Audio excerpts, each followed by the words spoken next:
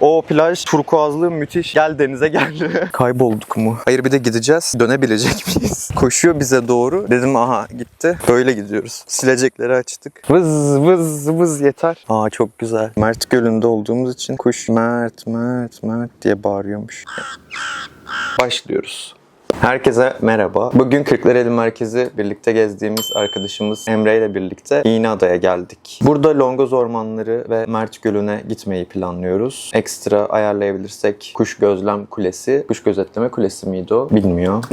Kuş Gözetleme Kulesi. Ve benim en çok merak ettiğim de, yani şu an Bulgaristan sınırında gibiyiz zaten. Yaklaşık 15-20 dakikalık mesafede sanırım. Ne yapıyorsun ya? Beni çekiyor. Neyse, bu Bulgar sınırının hemen bitişiğinde de Beğendik Köyü diye bir köy varmış Kırklareli'nin. Orayı çok merak ediyorum. Anladığım kadarıyla özel araç veya taksi gibi şeylerle gidilebiliyormuş yalnızca. Bu arada yeri gelmişken buraya gelişimizden de bahsedeyim. Dün biletimizi aldık buraya gelebilmek için. Kırklareli merkezden. Sabah Kırklareli otogarına gittik. Oradan aracımızı bulup bindik. Yaklaşık 1,5 saat falan sürdü. 1,5 saatlik bir mesafeyle buraya ulaştık. Otogarda iner inmez otelimize bıraktık eşyalarımızı. Şu an hala otel odasındayım. Bir hafifleyelim dedik. Şimdi keşfe çıkacağız etrafı. Sonrası zaten birlikte göreceksin.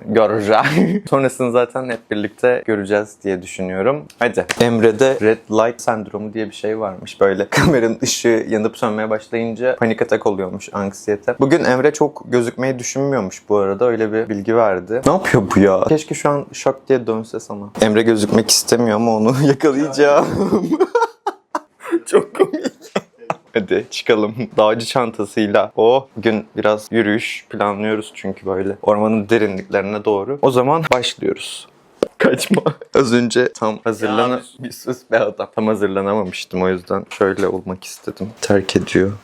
Evet, hazırım. Çıkabiliriz. Bırakalım ama. Yardım etsen biraz, izliyorsun beni. Sistem ediyorum. Powerbank aldım. Onsuz yaşayamayız. Ben anahtarı çıkarmayı başaramadım. Emre uğraşıyor. Çıkmıyor mu? Süper. Şu an İspanya bayrağı. İspanya vloglarını izleyebilirsiniz. Geri gelmiş. Emre'yi çekiyorum.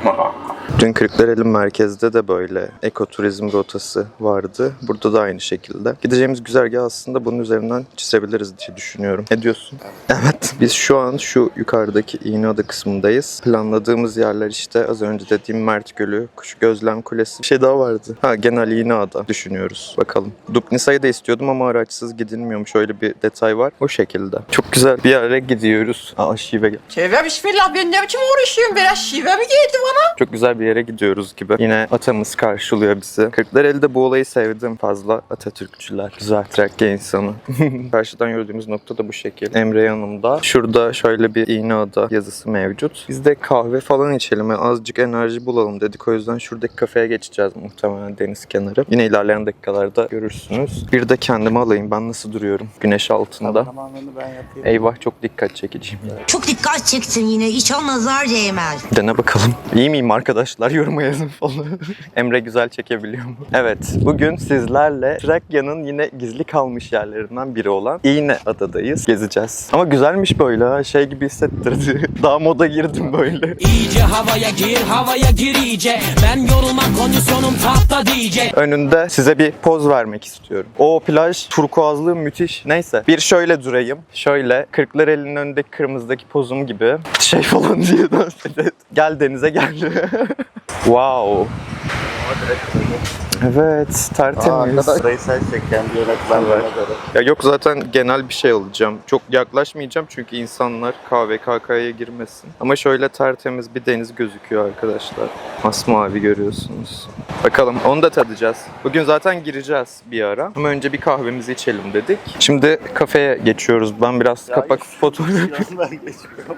Sen de geliyorsun, sus. Evet, bu sıcakta Türk kahvesi içebilecek miyiz? Challenge, hadi bakalım. Türk kahvesi! Yine dünkü taktik gibi bir yandan ısınırken bir yandan ferahlamaca şeklindeyim. Emre Bey de yine aynı şekilde beni taklit ediyor. Çekme beni diyor ama ısrarla çekeceğim.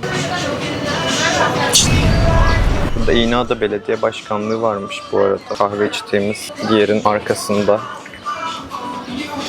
Şurada. Şu mavili yer. Çok fazla güneş var. Hava sıcak. Ben bu arada öyle bir set geziyorum ki gözlük bile burada takılı. Şimdi içtik kahvelerimizi. Şeye doğru geçeceğiz. Mert Gölü ve Longoz ormanları. Ama üzerimizi değiştirelim dedik önce. Öyle o yüzden odaya geçiyoruz. Evet, üstümüzü değiştirdik. Beyazlara biraz büründük çünkü hava aşırı sıcak ve siyah vardı benim üzerimde. Senin üzerinde ne vardı? Onda yine beyaz var mı? Sen ne değiştirdin?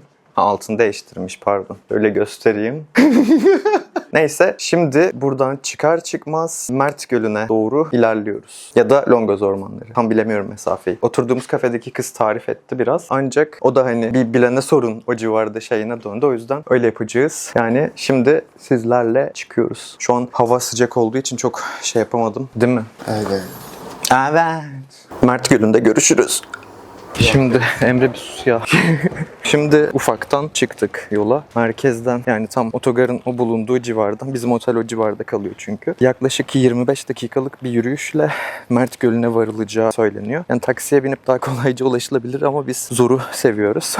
O yüzden ve biraz deneyim olsun diye yürüyerek gitmeyi tercih ettik. Değil mi Emreciğim? Emre yok ama sesi de yok artık. Neyse, yol boyunca böyle ara ara kısa bilgilendirmeler yapacağım. Şöyle bir durak gördük geçerken de nostaljik geldi. Onu da size göstereyim istedim. Böyle 900 metre sonra Mert Gölü'nün olduğu söyleniyor. Şimdi bazı bilgiler vermemiz gerekiyor. 1 Temmuz itibariyle kalacak yerden tutun, muhtemelen oturduğunuz mekana kadar zamlanmalar söz konusu oluyormuş aldığımız bilgilere göre. Şimdi gideceğimiz Mert Gölü'nde de bizim tarihimiz tutmuyor. Bugün kaç? 29 Haziran mı? Evet, tarih olarak 29 Haziran. O yüzden denk gelmiyor ama 1 Temmuz itibariyle Mert Gölü'ndeki o sosyal medyada görünen meşhur kano o zamanlarda başlıyormuş. Şu an biz ona denk gelemeyeceğiz ne yazık ki. Az önce bir Longoz Milli Orman Parkı Ziyaretçi Merkezi diye bir yer vardı. Oradaki görevli sağ olsun yardımcı oldu. Bu bilgileri bize verdi. Öyle yani. Gidin görün dedi ama biraz kanosuz eksik olacağını düşünüyorum. Çünkü bizim kafamızda vardı kano. Böyle yollardan yürüyoruz Mert Gölü'ne doğru. Yaklaşık 17 dakikamız kaldı. Biraz köyden hallice bir atmosfer var. Ama hoş, dingin, sessiz. Evet, şunlardan takip etmek kolay oluyor. Şimdi 400 metre kalmış. Emre'nin ricasıyla mikrofonumuzu ortaya aldık. Yani mantıklı bir uyarıda bulundu. Devam edelim. Ama orada 400 metre diyordu. Bendekinde 540 yazıyor. Evet, şu az önce gördüğümüz tabelalardan şöyle olanı 350 metreye düştü şimdi. Devam ediyoruz. Denizin kokusunu özlemiş. Burada 200 metre sonra kano ve ATV turu diyor. Düşüyordum. Yani genel hepsine 200 metre kalmış ve bu tarafa yönlendiriyor. Ama ben şurada görüyorum denizi. Bu sefer tabelalara güvenmeyip oraya doğru gideceğiz. Bakalım neyle karşılaşacağız. Yani şurada çit var ama biz yine şansımızı deneyelim deyip gidiyoruz. Evet, şöyle kapı varmış. Zaten çıkan bir genç vardı. Ben de ona sordum. Buradan giriş var mı? Evet dedi. Aynen varmış. Girdik şu an. İçerideyiz. Burada yüzülüyor da galiba. Benim navigasyon. Yani çadır kuranlar var ama adam çadır kamp tarzı şeyler yasak demişti. Nasıl oluyor bilmiyorum. Görüyorsunuzdur yani şuralarda. Ve kum gibi. Böyle bir şey beklememiştim. Keşke deniz şortumu giyseydim. Girerdik. Bunun ortamla alakalı. Alın şunu ya yanımdan. Öyle gidiyormuşum sanat filmi gibi. Görüyorsunuz çadır kuranlar var. Oh shit, here we go again. Kuşlar var. Yanlışlıkla kuş gölüne mi geldik? Kinyas ve Kayra. Kumsalda evet güzel ama kumda ayakkabıyla gezmek biraz garip oldu da. Şu kuşu yakından çekmek istiyorum. Kaçmaz mı acaba? Kaçma. Azıcık bana estetik görüntü ver, evet. Oha, çok dingin, çok iyi. Mert Gölü'nde olduğumuz için kuş Mert, Mert, Mert diye bağırıyormuş.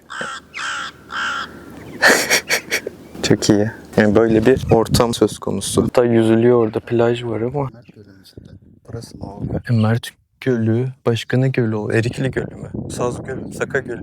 Göl canım. Daha ne? Aa, göl olduğuna inanmıyor manyak. Sen de işine geldiğinde Antalyalı, işine geldiğinde Ankaralı. Zaten soy babadan çıldırtacak bu çocuk beni. Baba nereliyse sen oralısın. Ayak falan sokmak ister misin? Etrafı çekeceğim ama şurada bir duyar kasmak istiyorum. Neden bu kadar güzelim doğanın içine böyle çöpleri bıraktınız? Neden yani hani? Alıp götürmek çok mu zor?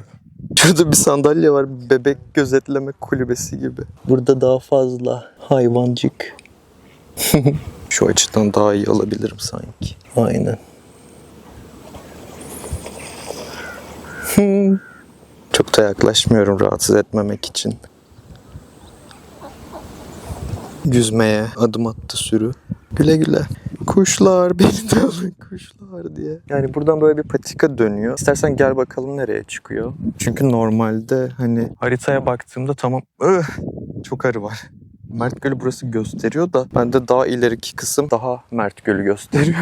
Take a slight left turn on Hersidiga Kadisi. Aynen öyle. Yalnızlığıyla baş başa kalmış bir sandalye var burada. Ne yazıyor? İğneada Longoz Ormanları Milli Parkı. Şu şekilde burada bulunan akkuyruklu kartal diye bir tür varmış. Onun tanıtım panosu, bilgi panosu. Evet, çıktık buradan. Çünkü ulaşmak istediğimiz alan böyle bir yer değildi. Daha böyle tahta iskele gibi bir şey vardı. Haritadan bakarak devam edeceğiz. Demek ki neymiş? Her zaman kendi bildiğin yoldan gitmeyeceksin. En son İzmir'de sıcağın altında böyle geçen sene yine bu arkadaşla, bu elemanla çılgınca yürümüştük. Şu an yine aynı şeyi yapıyoruz. Biz arlanmazız sanırım. Evet, şu az önce o bahsettiğim tabelalar takip edince çıkan yere gideceğiz. Onu gösterelim. Çünkü ben tabelalara güveniyorum şu an sadece. Başka bir güvencem kalmadı şahsen. Evet, son 100 metre. Bakalım dönüyoruz ne çıkacak. Sanırım aynı yere mi çıkıyoruz? Ha, biraz ilerisine geldik, evet. Bu ATV turları için araçlar bunlar sanırım. Burada böyle göl için sanırım şeyler mevcut. Tel direklerine konmuş kuşlar estetik görüntü veriyor bana. Bana yalnız, benim için özel. Telgrafın tellerine kuşlarımı konma. Emre bana başlangıçla alakası yok, enerjin düştü falan diyor şu an. Yani enerji düşüklüğünü de verdiği sebep başta. Kendisi çekiyordu beni uzaktan. Bunlar daha iyiydi falan dedi. Oysa önceki videolarımda hep çok şükür kendi başıma bir sürü güzel içerikler ürettiğimi düşünüyorum. Seni kınıyorum buradan Emre arkadaşımız. Elinde kamerayla ciddi o haber kameramanı gibi oraya bip öyle çekime devam ediyor. Çok beklentimi karşılamadı burası çünkü yani ya yanlış yerden girdik anlayamadım. Hani az önceki yerin ilerisine çıkıyor ve devam etme yolu yok. Sanırım şuradaki köy evlerinin arasından devam edip daha ilerisine çıkabiliriz. Çünkü Emre kuş gözetleme kulesini istiyor ve o da Mert Gölü'nün ta en sonunda kalıyor. Kanosuz gidilemeyecek mi yoksa gidilebilecek mi? Hep birlikte göreceğiz sayın izleyenler. Devam ediyoruz bu evlerin arasından. Bizi nereye çıkartacak göreceğiz. Ama onun harici kafamdaki şapkamdan bahsetmek istiyorum. Tamam da kanka. Bunu geçen yaz Efes'ten almıştım. Tabii ki üzerinden anlaşılacağı üzere. Yine onun da videosunu şuraya ekleyeceğim. Ne gülüyorsun Emre? Yani geçen yaz Efes'ten almıştım. Buradan da göreceğiniz üzere kaç farklı arkadaşımı gezdirme şerefine eriştim Efes'te geçen yaz. Onların da yine birkaç videosunu çekip seri yapmıştım. Buraya eklerim. İsterseniz izleyebilirsiniz. O şekilde bahsetmek istedim. Yine çıkmaz bir yere geldik. O yüzden Çıkmaz bir sokakta aklımda senle. arkada orman gördük. Oraya doğru yürüyoruz. Yani göl sevdamızdan vazgeçeceğiz sanırım. Hani o kadarmış gibi duruyor. Adam Şu an yönlendirmiş galiba. aynen Longoz ormanlarının girişiymiş burası zaten. Her işte bir hikmet var diyoruz. Bakalım ormana girelim bari. En kötü dönüş kısmında tekrar göl için deneme yaparız. Biz gideriz ormana, hey ormana. In 25 meters, Sus be take sen right de. on. Walk with me in Longoz. Böyle 15 dakika yürüyorum sadece. Hiç konuşmadım. Evet. İğneada Longoz Ormanları Milli Parkı diyor. Olabildiğince ıssız, sıcak, nalet. Azıcık su molasına ihtiyacımız var arkadaşlar. ASMR videosu gibi olacak biraz. Su içme anı ama. Oh, soğuk su. Girdik, gölge bir yer bulduk ama bilmiyorum nereye devam edeceğiz. Nasıl ilerleyeceğiz?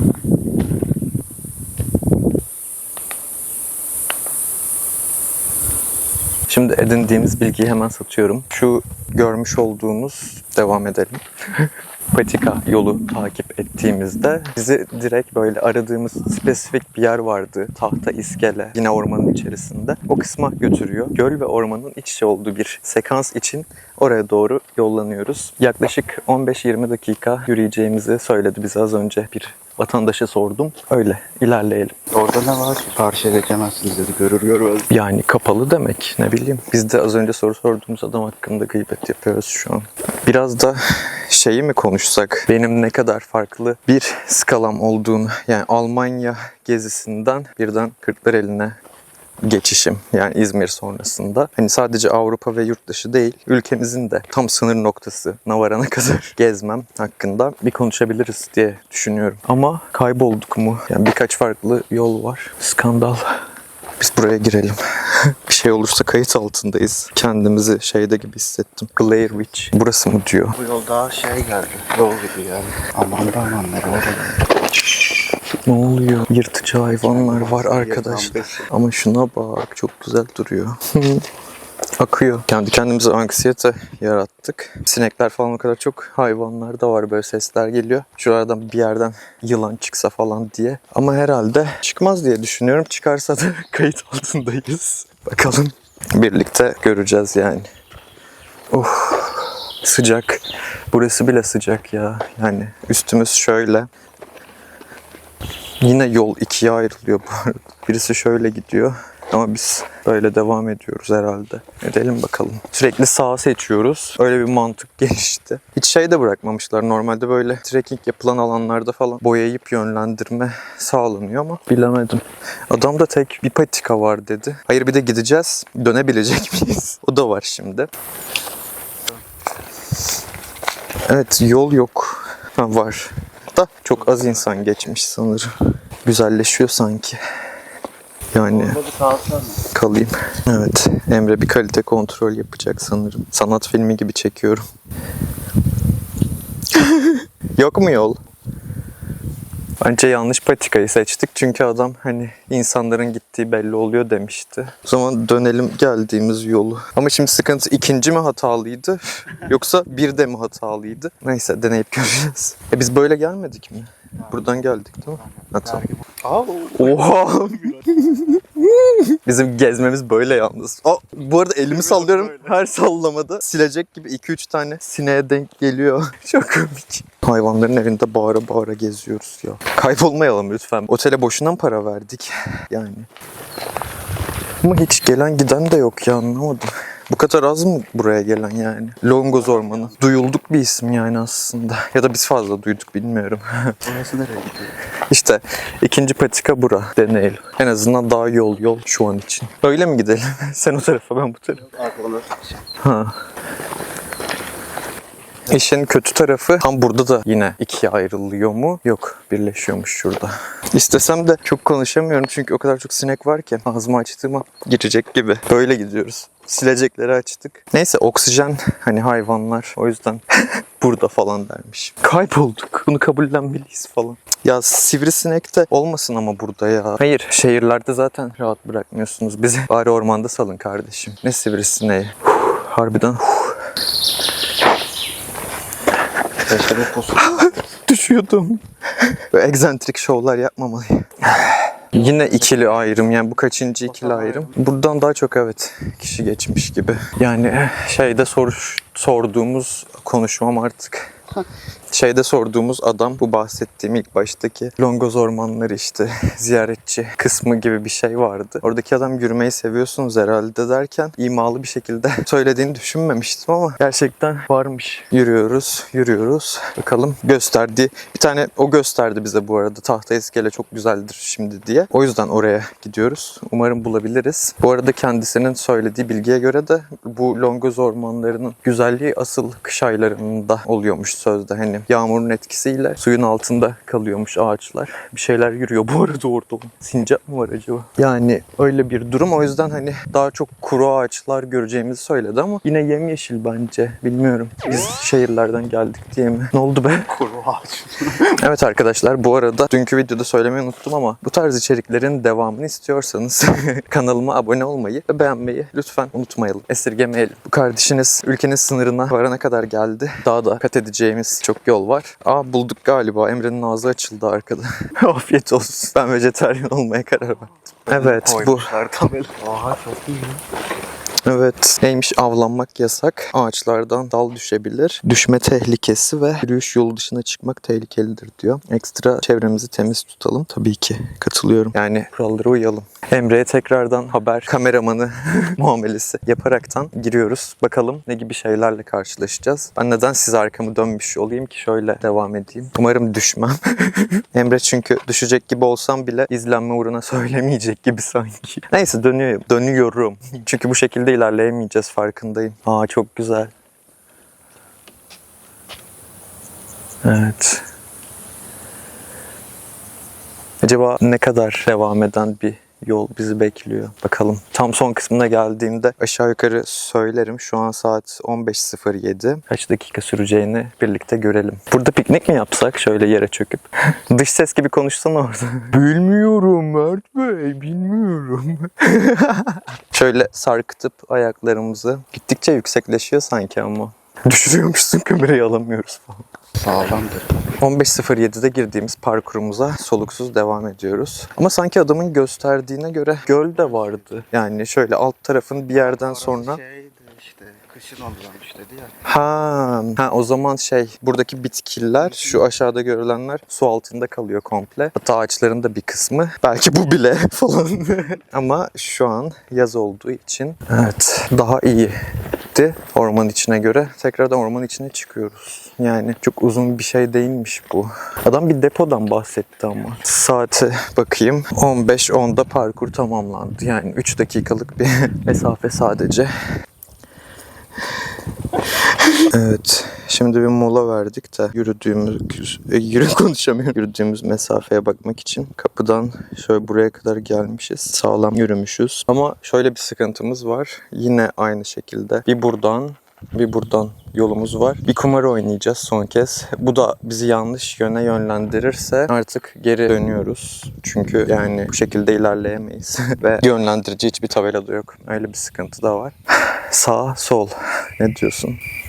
Kurgulayalım, yükleyelim diyor, yollar kurarız. Bence bu daha iyi. Canlı yayın açayım falan. Bu taraf mı diyorsun? Yola çıkıyor gibi ama daha tekin gibi. Ama orası da ne getirir bilemem. Tamam, o tarafa git. En azından yaşam var gibi böyle ev. Bizim karar alma şeklimiz saçmalığı olsun.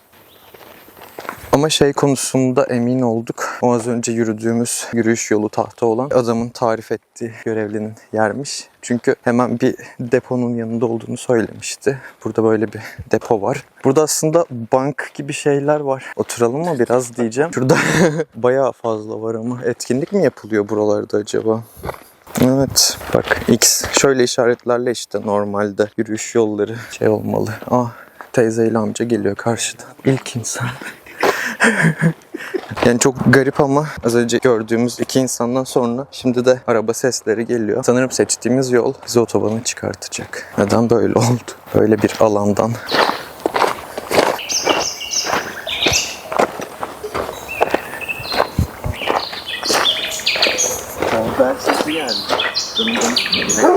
Böyle kayda alayım. Köpek saldırdı. Saldırdı derken havlamaya başladı. Bir de bayıl istiyorsan Feriha. Geri dönüyoruz. Çıkartmadı bizi oraya. Yani koruyor bir şey. Evet, çoban köpeği olabilir. Evet. İneklere tatıran zehir. Bizim doğa macerası buraya kadar arkadaşlar. Tamam, anladık. Gidiyoruz. Okun çıkarma. Biz usul gidelim, denizimize girelim. Bu ne yapıyor? Kendini kestiriyor ya. Diyor bir de ineklerin düdük değil de ne o be? Çan. İnek çanı demek yerine Emre orada cowbell çalıyor. Cowbell, you know falan. Bizim ormanla doğayla alaka. Buraya kadar. Müthiş. Öyle dönüşe geçtik. Bakalım, çıkalım şuradan. Diğer yolu denemeye gerek yok herhalde. Zaten yeterince orman gördük. Çıkışında biraz oturur, örtümüzü serer, konaklarız. Ya da burada mı yapalım? Ne dersin? Saçma mı olur? Burada yapabiliriz. Şimdi sahile kadar dayanacağız. Doğru, enerji olur. Şuraya oturmuştuk ama ağzımızın tadıyla kalamadık çünkü az önceki o koyun grubunun seslerini duyduk. Buraya geliyorlar. Yani köpek de geliyor demek oluyor bu. Koşuyor bize doğru, şey oldum. Dedim aha gitti. Sen de koşmaya hazırlanıyordun galiba. Ben hayır koşma dedim. Koşarsan daha kötü çünkü hani iyice bir şey yapacak. Neyse, anlayacağınız, o yüzden devam ediyoruz. Birazdan çökeceğiz bir yerlere bulduğumuz. Bakalım. Emre yolu unutmuş. Ben onu götürüyorum. Şuradan pıtı pıtı pıtı pıtı gidiyoruz. Sonra inince sağ yapıyoruz. Sola değil. Sola girersek daha da derinlere gireceğiz. Öyle baştan sona Longoz gibi bir gezi söz konusu olmayacaktı. Ama elimizden de şu anlık max bu geldi. Çünkü İğneada'nın denizini de merak ediyoruz. Sabah gördünüz siz de. Çok güzel, berrak. Bir denize gidelim. Güzel güzel. Yani Mert Gölü'nü de gördük. Longoz'u da gördük aslında. Sadece Mert Gölü'nü çok az görmüş gibi olduk ama göl bilmiyorum yani. O değildi benim hayalim. Ya gerçekten yanlış yerinden girdik ya da beklentimiz çoktu. Düşüreceğim Emre'yi, o kadar şey yürüyorum ki. O zaman arkamdan böyle çeker misin? Evet, öyle çeksin. Orman, kuşlar, bir denize girmek falan. Parklar şu an bunu. İçimizden geçildi biraz. Hava sıcaklığı artmaya başladı. İyice. Neden öyle oldu? Evet. Alayım istersen. Yok. İstediğin bir yerde çökebiliriz de. Hayır. Düz görmüştük. Düz gördük. Böyle geldik. Yan değildi yani. Biraz da gölgemize alalım. Yo, Milli Park'ın kapısında oturabiliriz. O arabalar çekmişti ya. Orada bir yere çökeriz. Ne olacak? Oturacak yer kararlaştırmaya çalışıyoruz da arkadaşlar. Fantastik diyarlardan fırlamış gibi.